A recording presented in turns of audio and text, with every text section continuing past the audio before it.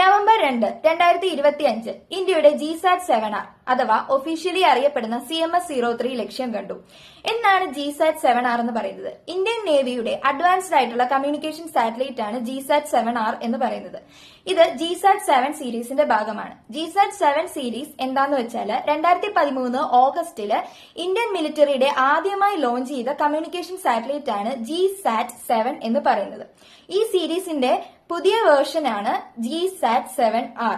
ഇപ്പോൾ ലോഞ്ച് ചെയ്തിരിക്കുന്നത് Jio synchronous satellite 7R എന്ന് പറയുന്നത്. ഇതിൽ R എന്ന് ഉദ്ദേശിക്കുന്നത് റീപ്ലേസ്മെന്റ് ഓഫ് ഓൾഡ് GSAT-7നെയാണ് R എന്ന് കൊണ്ട് ഉദ്ദേശിക്കുന്നത്. ഈ GSAT-7നെ രുക്മിണി എന്നും മറ്റൊരു പേരിലും നിക്നെയിമായിട്ട് വിളിക്കപ്പെടാറുണ്ട്. CMS-03 എന്ന് പറയുമ്പോൾ കമ്മ്യൂണിക്കേഷൻ സാറ്റലൈറ്റ് എന്നതാണ് CMS-03 കൊണ്ട് ഉദ്ദേശിക്കുന്നത്. November 2, 2025 ISRO Satish Dhawan space station ശ്രീഹരിക്കോട്ടയിൽ നിന്നും LVM-3M5 റോക്കറ്റ് ഉപയോഗിച്ചാണ് ഈ ഒരു കമ്മ്യൂണിക്കേഷൻ സാറ്റലൈറ്റ് ലോഞ്ച് ചെയ്തിരിക്കുന്നത്.